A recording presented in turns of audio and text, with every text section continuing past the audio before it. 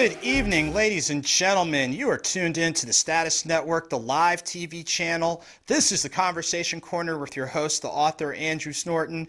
And as we do every second and fourth Wednesday at 7 p.m. Eastern Standard Time, let's have a conversation with some great people doing some great things across entertainment, business, community, and more. And tonight marks the second installment of our HerStory series. So before we get into our first guest, we need to take care of a brief station announcement or two and ways for you to stay connected with the host. With Status Network, we appreciate you tuning into tonight's show. We also appreciate you supporting the entire Status Network family of shows, radio, and more. To best enjoy tonight's show, go to statusnetwork.net. When the big old pop-up box shows up, go ahead and check the box for Conversation Corner. For those of you that have room on your smart devices, download the Status Network app, click on channels, click on LYVE Live TV, and you're good to go. On social media, Facebook, Instagram, Periscope, Twitter, YouTube, and other social media platforms, make sure to check out Status Network as well as LYVE Live TV. Roku and Amazon Fire Stick, make sure to tune in to Status Network. And as I said earlier, add the Facebook page Author Andrew Snorton to enjoy tonight's show. And now let's take care of a couple of real brief announcements. Status Films, where independents grow. This is a call for all of our filmmakers, short film, long film, documentaries, and more. Make sure to take advantage of our independent film platform as you see at the bottom of your screen. So make sure to email us and call us. You'll have access to Roku, Amazon Fire Stick, and other platforms under the Status Films umbrella. And the best ways to stay connected with me, remember I'm an author, ladies and gentlemen. Books are available on Barnes & Noble as well as Amazon, so make sure to pick up a copy of Nothing Minor, which focuses on my coverage of minor league baseball in the Southeast, as well as a shout to the Negro Southern Leagues Museum in Birmingham, Alabama. 9 Stories of Faith, which is the stories for motivation, encouragement, inspiration. And Deeper Than Your Deepest Sleep, Thoughts on Love with Joseph Snorton for the poetry lover in you. And for those of you who are more fans of audiobooks, make sure to check out the Author's Mixtape audiobook series. It's available on almost 300 platforms, including the platforms you see here, Amazon, Tidal, Spotify, and more. So there truly is something for everyone, and make sure to stay connected with me on social media as well as email, and there will be more in store. So now we've taken care of our announcements. We are so excited to have our first guest on. She is, when we say public servant, that is definitely one of the titles that she wears. We are so encouraged to have with us our first guest for the evening, Ms. Karen Watkins. Ms. Watkins, how are you doing this evening? I'm doing well, thank you. Thank you for having me. Well, thanks for taking time out of your busy schedule. And we know we say busy schedule, but that is really telling it. Before tackling the role that you are playing as a member of the Gwinnett County Public Schools Board of Education, could you walk through with our viewers a few of your other, let's say, professional as well as community moving parts? Yes. So my professional experience is in supply chain management under the industry vertical of commercial real estate and construction. So I've been in that for about 10 plus years now. I do have an MBA and a BS in biology. I grew up in New York in a very diverse household where my mother, she's Filipina, and my father is of African American Caribbean descent.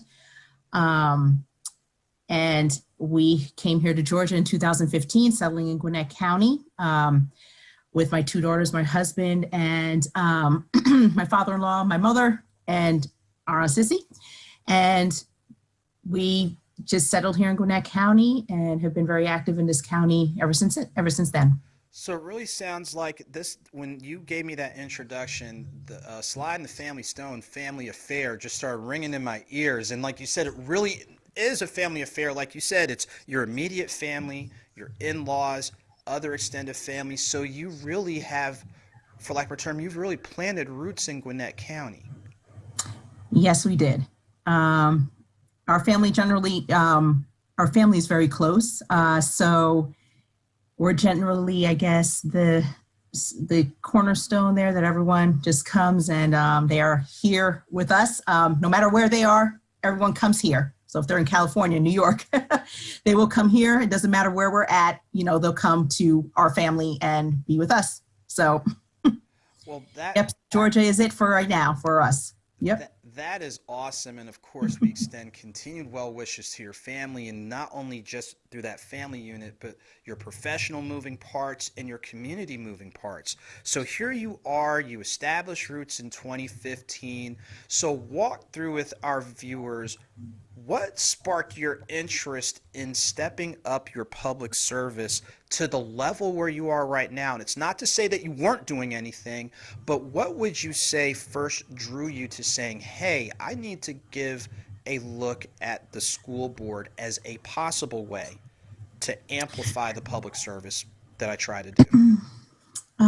So essentially, what brought me to school board, actually being very active in our community. I am someone who is, works through voter registration. I'm a part of a couple of boards more for civic engagement and helping to educate people for school board, not school board, I'm sorry, for voting and educating people to vote. And also, I do have a nonprofit that centers in and around education, and it's called CORE. And education is for us in our nonprofit is for essentially stating to folks that education is at the core of our community. And so we need to advocate for it, help ensure that our children are advocated for, and help ensure that our children get all the right resources so that they could have a very prosperous education. And what led me to run is because I am active in these, in certain groups here, very civically engaged. Actually, I was inspired by Donna McLeod, who's our state house representative. And she always told me, she's like, this is great. You have your activism here. You're doing what you do, trying to advocate, doing all these other things, getting resources. However, it's important for you to have a seat at the table. So with that, especially since I have 2 children in the school system, with that was where, I decided in 2019, fall of 2019 to run, because it is it takes a great deal of effort to run for office, especially being a mother of 2 young children, working a full-time job and doing all those other things. But it is important that, we, us have a seat at the table and act as representation that will be the voice of the community, which is very, very important. That is one of the missions I had, to help ensure that I carry on the voice of our community. And I'm glad you walked through that with viewers, because like you said, people will go ahead and say education's important, but you are doing the action behind it with the work that you're doing in your nonprofit, the family engagement, and things of that nature. So here it is, 2019. You have those words of encouragement. It's almost like that little nudge. Okay, what you're doing is all right, but come on now, we got to do just a little something. Walk through with our viewers, for lack of a term, the research and attention you took to understanding, I'll say, what your school board does, but being a little bit more specific, identifying the immediate needs of the district that you're representing, District 1. Okay, so I did do quite a bit of research since like 2019. I was trying to just understand, period, as being a constituent, and just understanding exactly what does the school board do for us. I know I have my certain feelings as someone who was at, in my constituent days, and I know I had my elected official. And I had to understand, even when I first moved here in 2015, my daughter was going into college. Into elementary school. I'm already thinking college. Into elementary school. She was going into elementary school, kindergarten, and I was just seeing certain things, wondering, when we moved here, it said we had, 16 students per class, the average class size was 16 students. Why do we have like 25? I started seeing, little things, all the development that was going on around here. I'm just wondering, okay, if we already have somewhat of a large class size, how are we going to get resources to accommodate or to take in and absorb that population that will come in with all the development from apartment buildings, new homes, everything that's in and around my neighborhood that was being built. So I started asking questions, reaching out to my elected officials, and the response that I was hoping to get, at least even a response, was either very generic or it wasn't, it just wasn't really helpful. So that was me back in the day. And and again, I'm very active in my community and trying to understand, what's going on and why things are happening. And then in 2019, I was like, okay, well, I need a seat at the table. So let's go ahead and just understand, school board is really, we know that school is at the center of, our community, right? What does a school board member really do? And what they really do is they establish policy, right? Policy for the local school system. And that policy is focused in on student achievement and ensuring our students achieve. And I was like, okay, so that's kind of hard, because that's really high level and you're trying to, think about, okay, so they established a policy, and that policy is driven somewhat by the community, understanding the superintendent and the staff and understanding education as a whole, and then how to kind of make make it all work, right? Just kind of giving clear direction to the school system. Here's what we kind of need, and then allow the school system, i.e. our superintendent, to get it to us in the way, by formulating plans, implementing certain plans, doing those types of things, which they formulate and present to us. So essentially, the school board does manage the policy, but then there's another component that is very critical, which also I saw was kind of a gap here, is ensuring that the school superintendent is held accountable for the performance of his or her duties. And so essentially the policy gives the direction, but you have to hold them accountable. And so, I started thinking, okay, well, all right, we have like these large class sizes. We're trying to tell our school board member, we have large class sizes. What, are you holding the superintendent accountable for this? We get $2.3 billion. How are they going to get us more resources? What are, what is it that the superintendent's doing, to help to, accommodate this? Can you show us? Because, here again, mind you, and I guess I'll take this back, all the way back. Mind you, we never had in a very long time school board members with children actually in the system, feeling the policies that are there and feeling the unaccountability. So I actually have 2 children in the system, and I can just see everything flowing. I see the operation going. It's all dependent on, are my children learning in school? Do they feel comfortable? All those types of things. So, if I'm looking at our school board as a constituent, and me now as an elected official, the constituent sees, okay, we have an operation that may not be doing everything that we need them to do. But what I'd like for the constituents to take into consideration is that we drive the policy and we hold the superintendent accountable. So we need your feedback to understand, here's where we have gaps. Here's where we are performing well. Here's where we could be failing, right?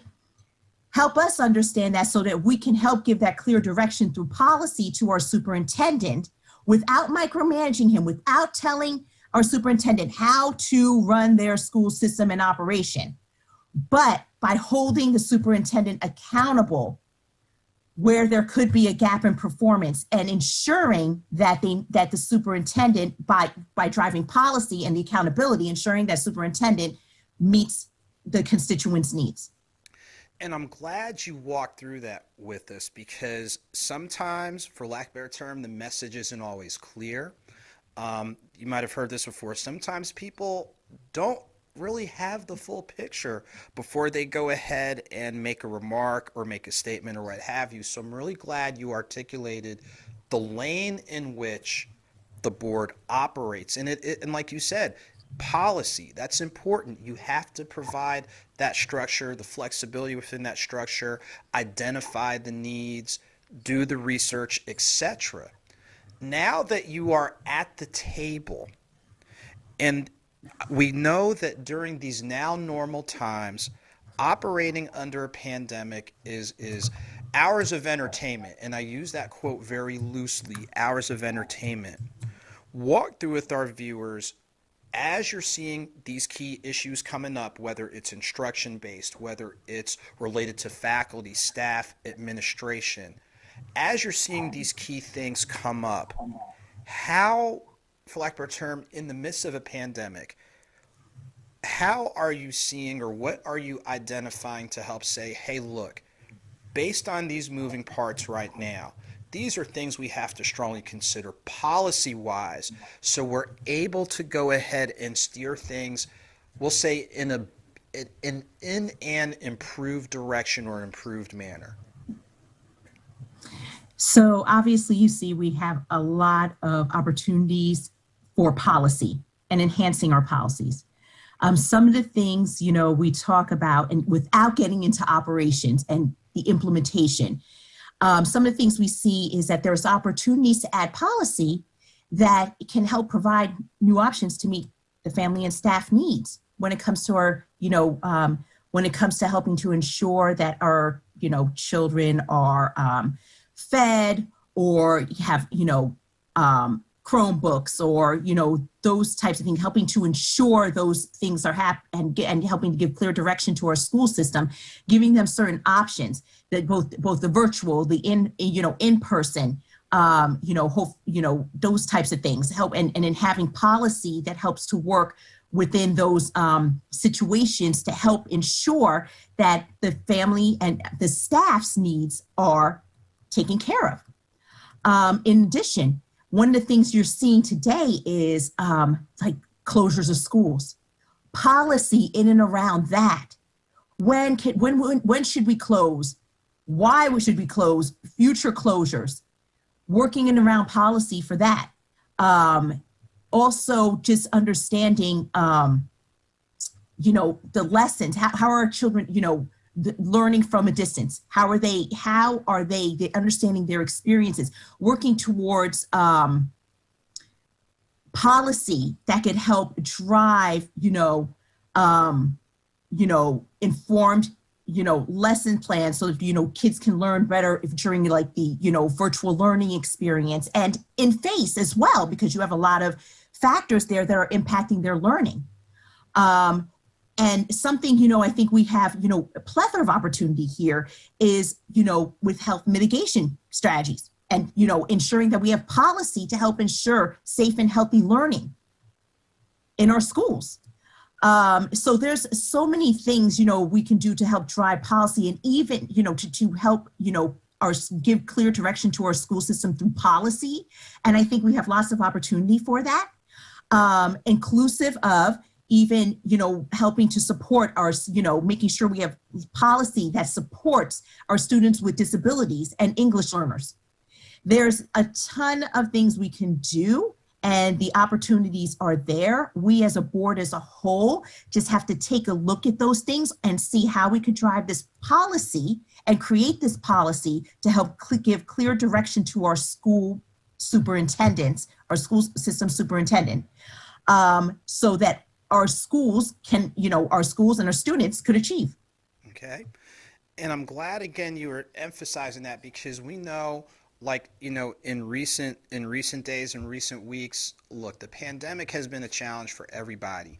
We're aware of the unfortunate situation with a member of Gwinnett County's staff and administration, one of the parapros. It was an issue at the workplace. Let me ask you this particular question, because I'm sure you're fielding these types of things, but I want people to know, clearly, the direction you're trying to go in. Based on the moving parts that are taking place right now, what's one thing where you see where you are making positive steps, but what would you say would be something that is, for lack of a better term, still a hurdle that needs to be cleared?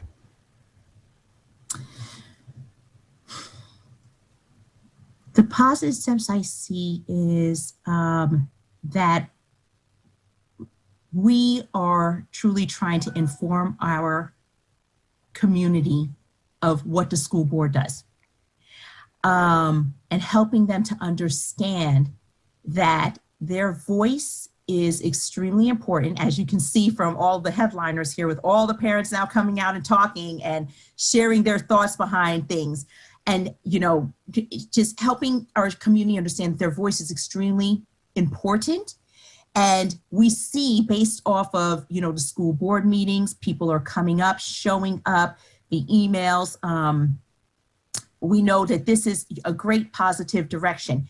Now, the hurdle is getting all those voices together and helping to ensure that we meet the needs of our community as a whole, all of our community, and bringing everyone together and helping them understand that we have more in common than what you think. And, we all, at the end of the day, everyone's goal is to ensure that our students, our children, are achieving in a safe, healthy environment. And that there, almost herding cats, but just bringing everyone together, that's where I think, there's lots of opportunity in that, but that's where we have to overcome some of these hurdles and help people really understand that we have a whole lot more in common than we do different. So that's something we will battle through, because we certainly need these voices, because they're going to help drive our policy. So hopefully we can, in the future, see, work with our community, our school system as a whole, all the community stakeholders, so that we can drive the policies that they need, and also give that clear direction, as well as be able to hold the superintendent accountable if the superintendent is not able to meet the needs that, we've put in place through policy. And again, I'm so appreciative of you taking time to clearly articulate, because as we said from the outset, there's some misperceptions out there, just to be point blank. So it's great to hear directly from someone who is in the midst of it, to share, this is the lane that we're operating within. These are the things that we are focused on doing. And like you said, big picture is making sure, as best as possible, with all the policy and the measures that you can act on, that you're trying to make sure that you're providing as safe and sound an environment for all shareholders. And it's not just those in the district that you serve, but the district as a whole. So as we get ready to wrap up, and before we go to our commercial break, what are the best ways people can stay in contact, ask questions, and ultimately stay engaged? The best ways to reach out to me is through email.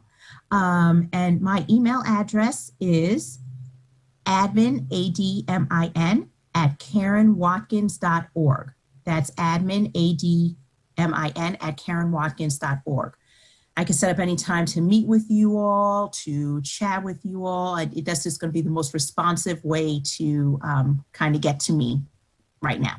Okay.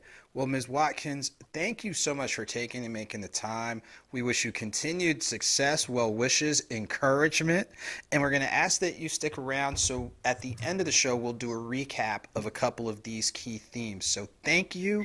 And what we'll do at this point, ladies and gentlemen, we'll take our first commercial break, and we come back, we'll bring on our next guest on the Conversation Corner.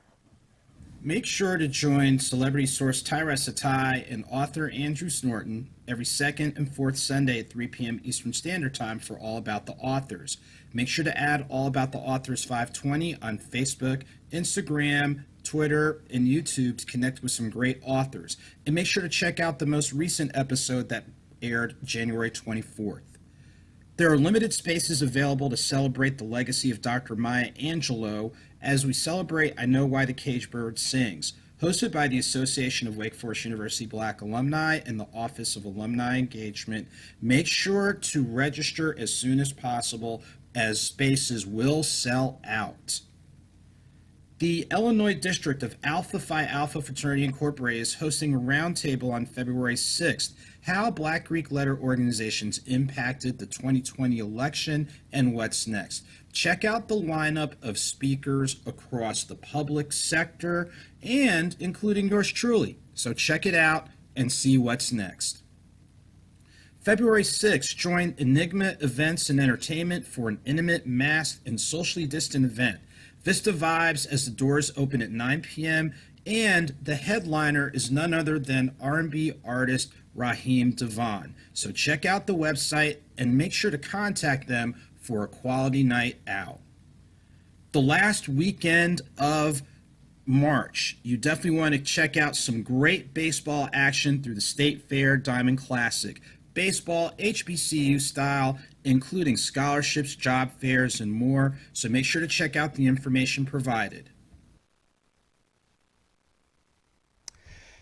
And ladies and gentlemen, good evening again. We are back here on the Conversation Corner, and again, this is the second installment of the HerStory series, where we're putting a spotlight on women who are doing some great things in the public sector. We had a very good conversation with Ms. Karen Watkins from the Gwinnett County Public Schools Board of Education as the District 1 rep, and we're very excited to have for our next guest someone who's not a stranger to the show, as we had her on back in August and October of 2020 when she was a candidate. So we're very excited to have Dr. Tarece Johnson back. So now, instead of candidate for school board, you are actually officially the District 5 representative for Gwinnett County Public Schools Board of Education. How are you doing this evening? I am well, and I am so honored to be here this evening with our Vice Chair. I call her Madam Vice Chair, Ms. Karen Watkins, and with you. Thank you so much for the opportunity to be on your Conversation Corner again. Hey, it's a pleasure to have you back on. And just as a refresher and reminder for our viewers, walk through with us, as a reminder, I'll say, I know you have a number of things on your platform, but walk through with our viewers two key components of your platform which kind of tie in with areas of concern or areas that you feel like we can improve upon, things along those lines. Okay. Obviously, you know, I have more than two, but we'll go with that, right? The two things. Our first thing is early literacy. Early literacy is important for our community, especially now. We know with the pandemic, we have academic recovery issues. We also have regression issues regarding our academic progress for our students. So we have an opportunity to really look at ways on how we can improve our early literacy skills and improve literacy skills in general for all of our students. The Ortham Gillingham is one of the literacy programs that I am, advocating for, and I support this for various reasons. And one is that it is perfect for students with special needs who have dyslexia or other sort of learning challenges. It's also perfect for students who are ESL learners. And then it's also great for learners who just sort of need more academic support, more literacy support. But we all know that when our students have really strong literacy skills, that they will achieve, or they have a greater opportunity to achieve in other academic subject areas. And so addressing the literacy gap is one of my major priorities. And that also includes supporting other programs such as after school programs, early pre-K programs, and looking at ways on how we can engage with our students to help with academic recovery and also provide additional academic support services so that our students will be successful. The other platform that's so very important to me is equity, is ensuring that all of our students have what they need to not only survive, but thrive. and so that the American dream can be achieved, not just for a particular group of students who live in a zip code that may have more opportunities for various reasons, but really ensuring that every child, regardless of where they live, have an opportunity to succeed. And so what does that look like? And, it looks like equity. Equity means that you assess the needs of your students, you assess the needs of your community, your school, your district, and then you figure out a way, what are the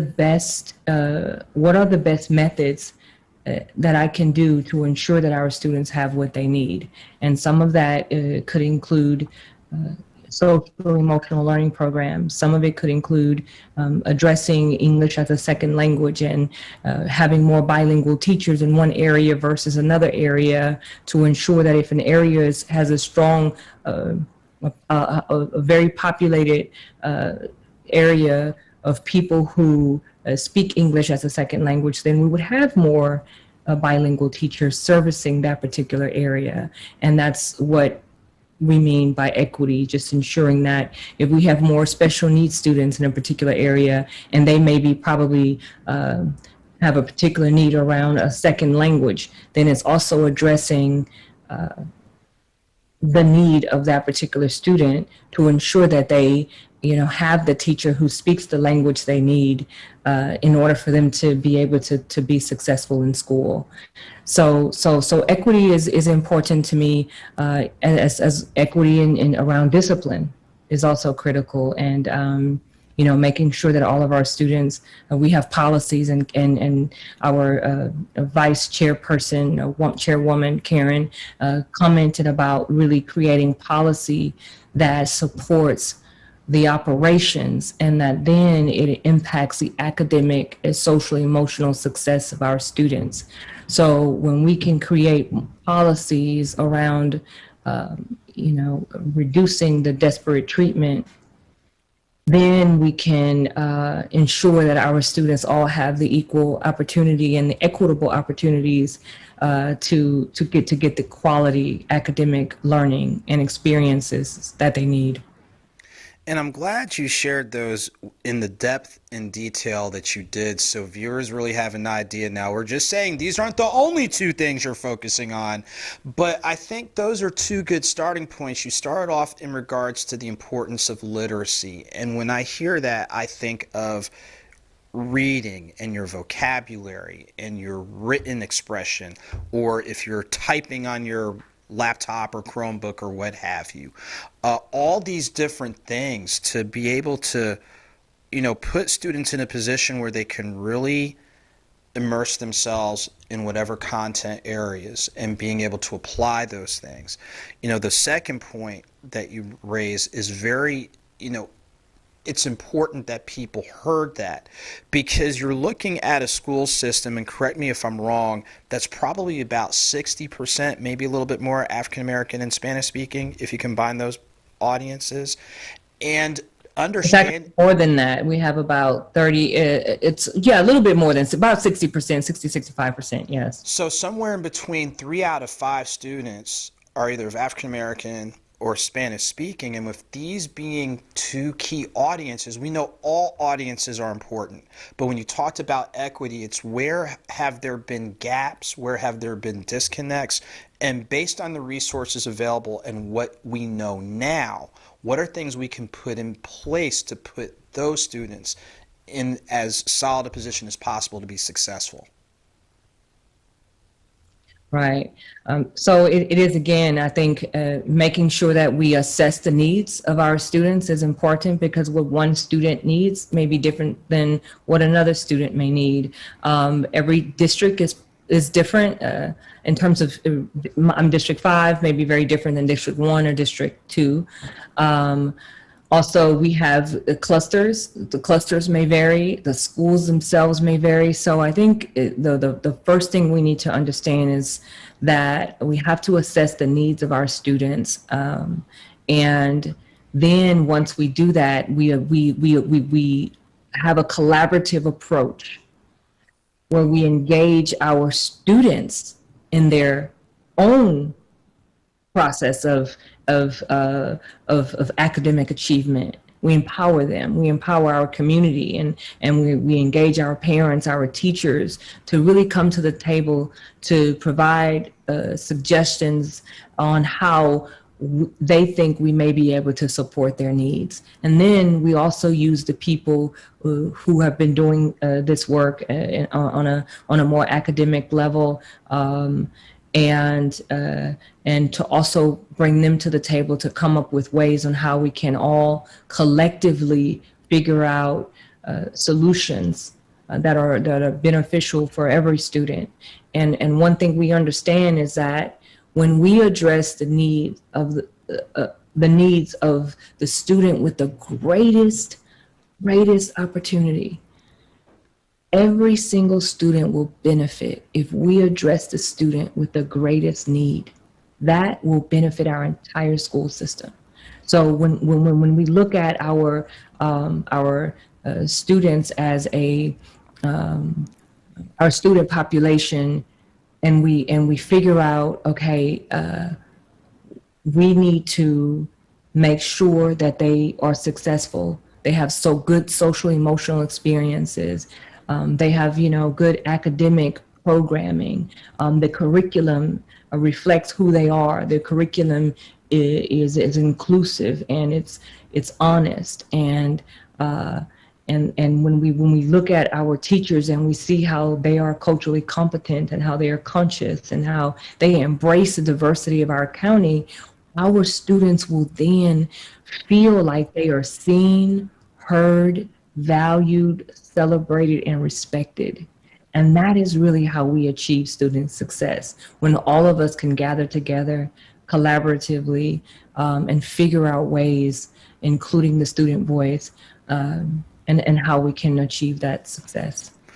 And again, I'm glad you're taking time to really articulate this. So you're really laying out, this is the vision based on best practices, but also making sure as consistently as possible to engage all of your stakeholders, which immediately are the faculty, staff, administration, students, parents, etc. They're in your district, and of course the larger district. Now, as we know, and I've said this previously, the current landscape obviously has made things a little bit interesting, and I use that term lightly. Let me ask you this question, especially through the lens of those who are in the buildings day to day. So when we think of our faculty, our staff, our administration,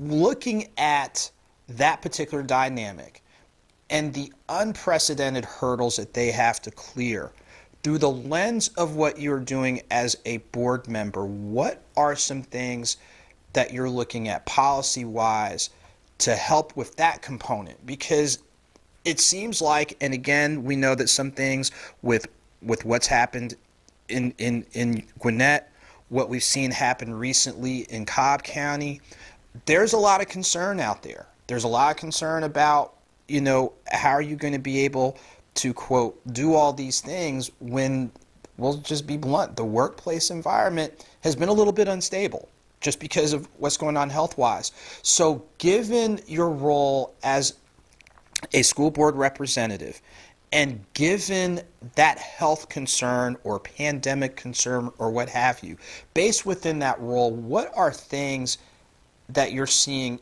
that could be put in place policy-wise to help with those that are in their day-to-day? Right. Before I answer that question, I do want to recognize a paraprofessional. Her name is Maud Jones. Maud Jones contracted COVID at school. She was a paraprofessional who worked with special needs students, and she was so dedicated to the school system, and she was there in person, and she was, hands-on and doing the best she could to ensure that she could care for her students.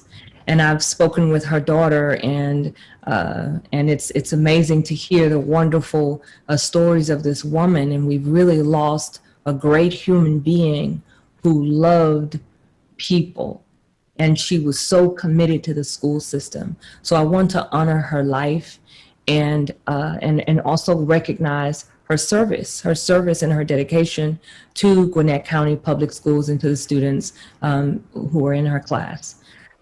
So having said that, we are in an interesting time, and the time we're in is complicated, to say the least. We have people who, believe in keeping the schools open by any means necessary. And then we have another, group of people who are like, we want thresholds, and we want to rely on science to determine whether we are open or closed. And we all know that some students thrive digitally and some students thrive in person.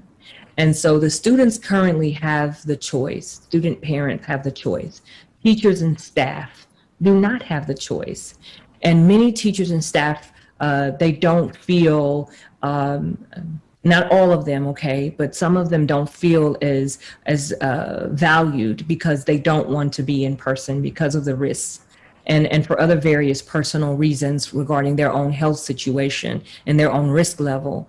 And so, we have this situation where as board members, we recognize we have these two sides of, these two perspectives, and they're very real. And we have to honor the perspective, whether we agree or disagree, of these two different groups of people. And so our goal is, as a board member, is to try to create policy that could be mutually beneficial. And of course, we can't make everyone happy, but we understand that some of the issues we're having in our community is because we don't have clear guidelines. We don't have clear data related to scenario thresholds. And so as a board member, I would love to be able to advocate for a board-sponsored pandemic committee. And this committee would be inclusive of our teachers, staff, which can include janitors, include paraprofessionals, substitutes, cafeteria workers, bus drivers, just really engaging from a cross-functional perspective,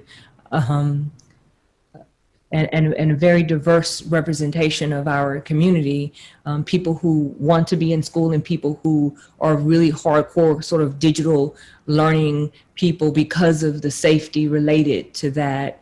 Have them all at the table, and let's come up with some recommendations and provide the board and the superintendent with recommendations on how we can all go to school for those who benefit from in-person learning, to support that and have the goal of how do we return to school, but not just address how do we safely return to school, but also address ways on, how we can address the gaps that COVID has presented. So there were already gaps before, and now we have, COVID has just, revealed these larger gaps in a way. It's uncovered issues that we must address now, that we can no longer, brush underneath the rug. And so why don't we have, as a board-sponsored committee that could collaboratively address the issues right now and how we get to school safely for those who want to, as well as how do we continue to ensure that we can have that academic recovery. We just recently received news that the vaccinations, won't be here until probably April. We had a plan that maybe it would be here in February or March. And now it looks like, based on the recent news, and I'm really paying attention to that. But even with the vaccinations, April, school's out in May. How do we ensure the safety of those teachers and the staff who feel like that's what they need in order to feel comfortable in the space? And so there's a way where we can have this board-sponsored committee to be able to address those issues as well. But of course, if we can't force vaccination. It'll happen for those who want to get vaccinated whenever it's available. Hopefully we can sooner than later. That will happen. So it's really a complicated issue, but I really believe that everyone at the table should be empowered to help us make the decisions, and we should support the recommendations and create policy that supports the voices of the people. We always serve the people who voted for us and those who did not. We also represent our districts, but our vote impacts all of our districts. And so we have to understand that. So having a diverse board from all of the districts is important, and having them at the table to give us these recommendations will help us move to the next level that we need to be in, where we're all safely in school for those who want to be in school. And I appreciate you articulating that, because again, these are, like you said, there are complexities, there's levels to this, for lack of a better term, but it's good to hear, and I'm glad you articulated that, not only for the people who are in your district, but the larger district, that you are serving, but then people who are in other systems, for them to, pose some questions. And as you said, ultimately, as a school board member, like you said, it's about implementing policy, which you are focused on effectuating positive and constructive change, which serves, the best interests of the students, faculty, staff, administration, parents, and the community within the district, within the smaller district that you serve, but the larger district as a whole. I thought that was very important that you articulate that, and letting people know that the process is not smooth as silk. Clearly, it is not smooth as silk, but in showing a willingness to navigate through a challenging process, your goal is when the smoke clears, that you have things in place that are helping address those gaps that you mentioned, but thinking as proactively as possible, based on the information that you have. So as we get ready to wind down this segment before we go to our commercial break, and obviously we need you to stick around, because after the commercial break we'll do our recap. What are the best ways for your constituents, who are obviously in District 5, but who are in the county that you serve, to be in contact and be aware of the work that you're doing? So you all may email me at boedistrict5@gmail.com. And you may also follow my Facebook page, Instagram, Twitter. It is Dr. Tarece, Board of Education, Gwinnett County, District 5. And you can also call me, and my information is also on my website. You can visit my website at votetaresejohnson.com. Well, I tell you what, Dr. Johnson, it is a pleasure to have you back on. And what we're going to do, we're going to ask you to stick around. We're going to go ahead and take our quick commercial break, and we come back, we'll do our recap on the Conversation Corner. How exactly do you live free? How about getting hats and related headgear that are one of a kind? Creative, special, unique, passionate, and yes, with a purpose. In order to live free, make sure to go to 1820hats.com, as well as 1820hats on Instagram, to add to your collection. Doing good, but doing it greater. Not only with education services ranging from traditional tutoring to ACT and SAT prep, but press and media ranging from sports and other related events. So make sure to connect with Creative Community Solutions today, so that way they can help you make it happen too. Merch, but merch that has style and is accessible. Make sure to pick up a bracelet, and definitely get a mug for your favorite cup of coffee or tea. You are able to order these individually at the information provided, but make sure to consider pairing them with a book. Remember, you may order any of my books on Amazon, Barnes & Noble, Apple, select bookstores, and more. Don't forget to connect with me on social media at the information provided.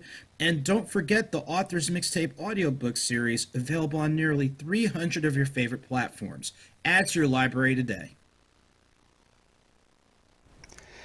And ladies and gentlemen, we are back on the Conversation Corner. Again, this is actually the second installment of the HerStory series, where we are putting the spotlight on women who are making an impact in the public sector. We've been really, for lack of a better term, we've been educated tonight because we have two members of the Gwinnett County Public Schools Board of Education who are joining us. Vice-Chairwoman Karen Watkins, who also represents District 1, and District 5 Representative Dr. Tarece Johnson. So again, I just want to say thank you both for being on here, and the timing, given a lot of the news that has been taking place this month, the timing for you being on here is right on time. So I just want to start off by saying thank you both for being on here.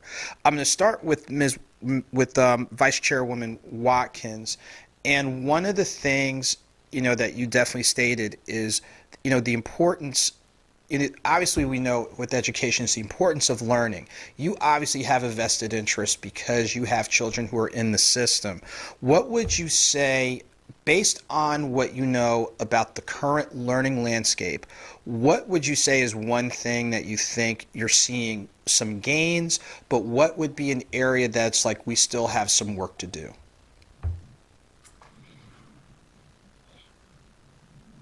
I think we still have some work to do within the equity aspect, ensuring all of our students achieve.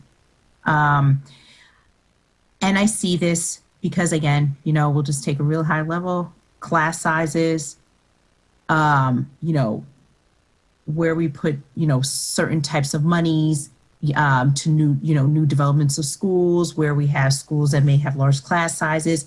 So I think there's opportunity there to really revisit the equity component. And, class size is just one of the more simplistic ones that I could use because I know my children experience that today, the large class sizes. And even during COVID, it's, we're still seeing some of those things, today.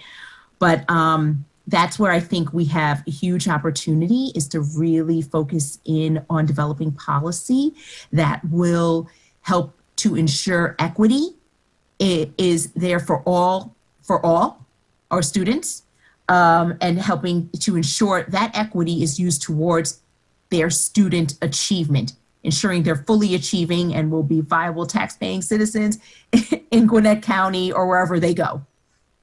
Okay.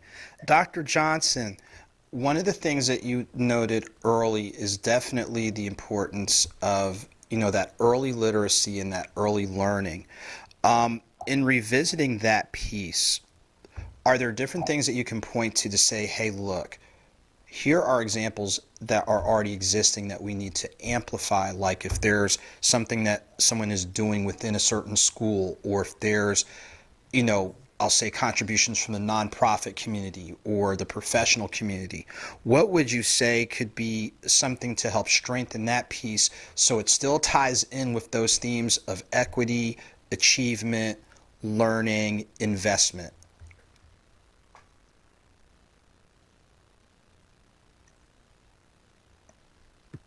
Thank you. I'm sorry, I was muted. We definitely have schools who are doing great work in early literacy.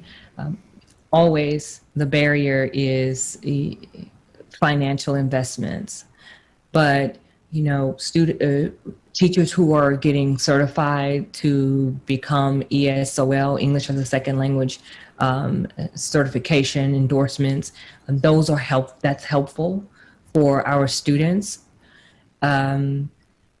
School systems who have goals around 80% of their teachers, getting ESOL endorsement is also something that is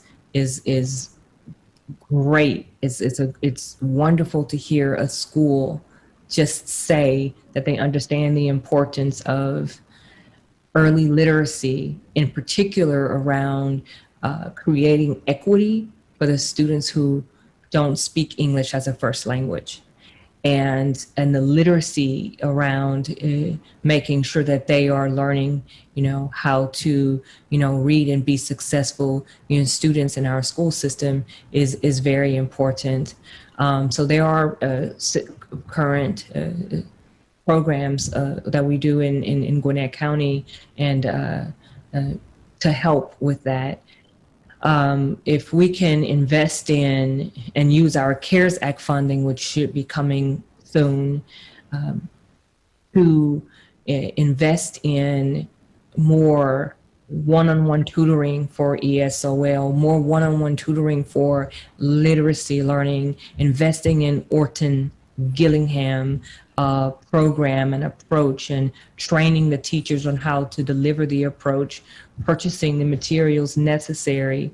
Again, as I mentioned, to that Orton Gillingham program will help students who are special needs students, as well as students who are English as a second language, as well learners, as well as, students who are just kind of struggling with like getting those, language, literacy skills going. Kindergartners, first grade, second grades who are really trying to learn how to read, but the current methods don't work. And so that's a good sort of a system that will help with that. All of our schools don't have that.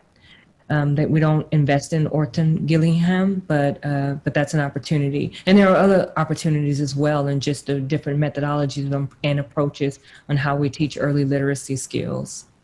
Okay, Vice Chairwoman Watkins, and this is something that just to reinforce when we closed out your individual segment.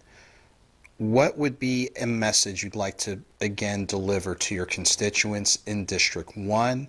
As well as your larger constituency as serving Gwinnett County, basically serving, really the residents of Gwinnett County?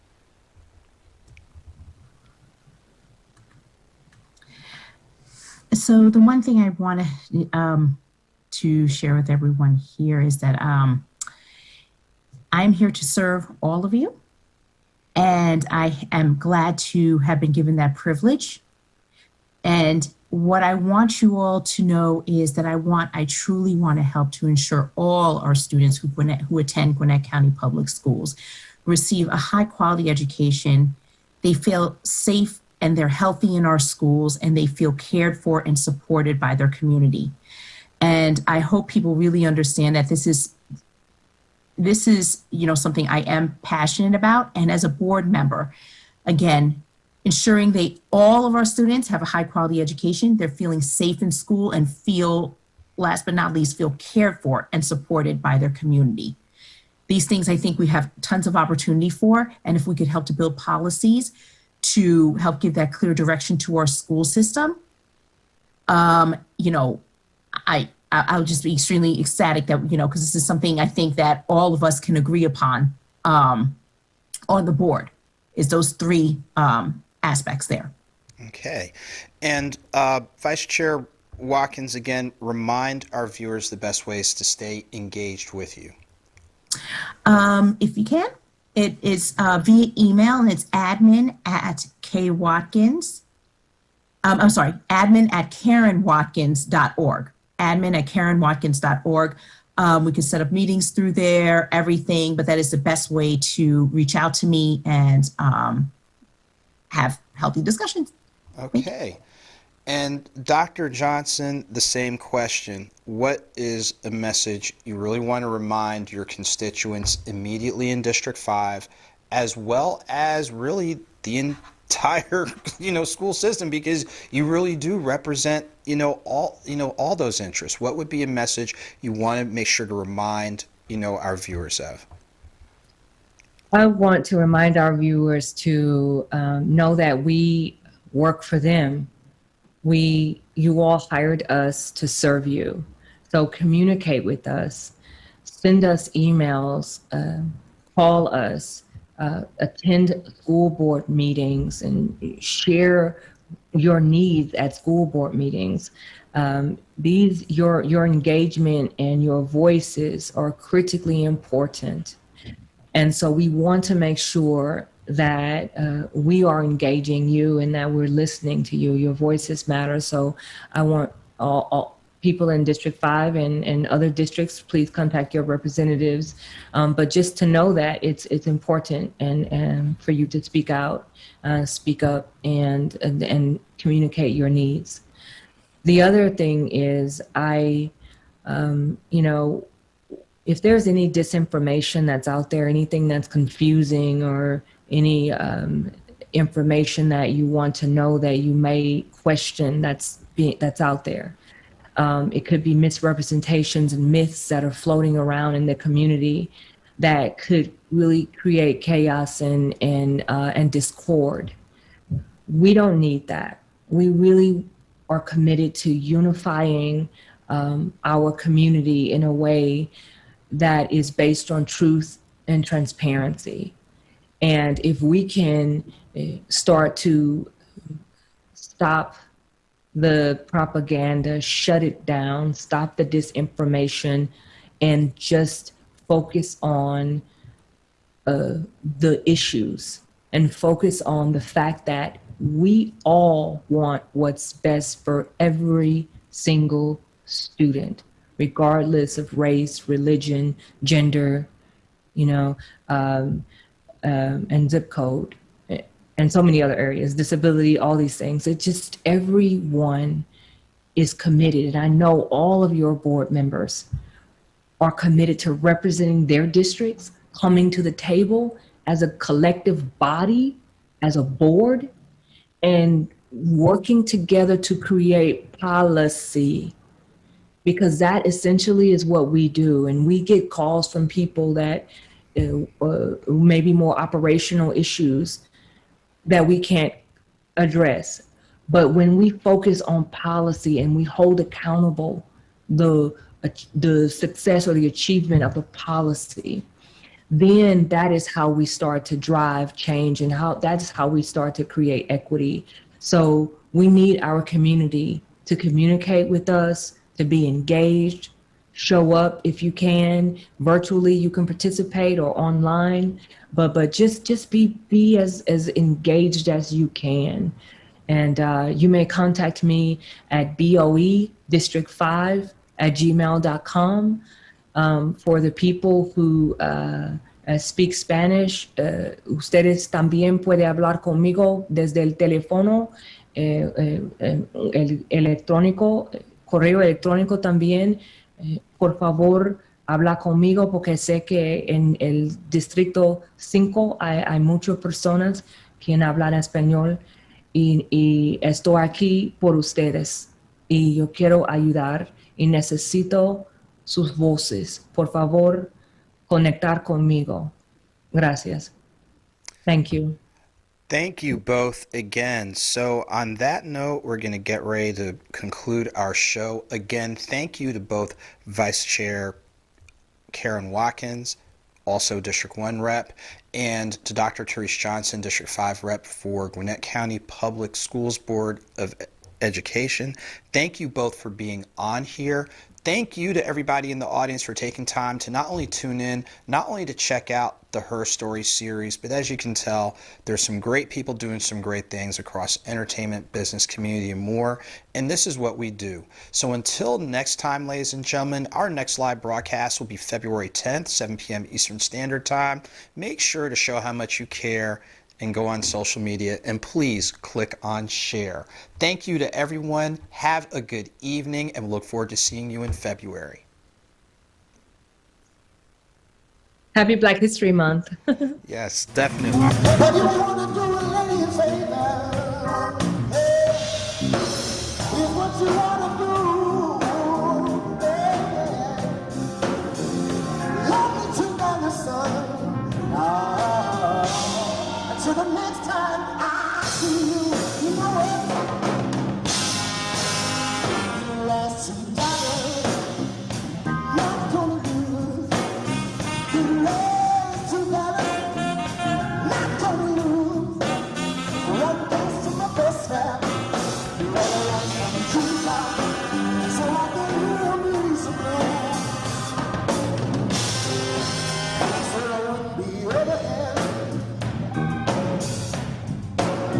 My man happened to me right. I told him in this casino, 'cause he been creeping out every night. This is the author, Andrew Snorton, the host of the Conversation Corner, airing every second and fourth Wednesday, 7 p.m. Eastern Standard Time on the Status Network, the live TV channel. We're so excited to have the Ear Candy Experience as our official music sponsor, so make sure to check out the show and make sure to check them out. And remember, let's have a conversation.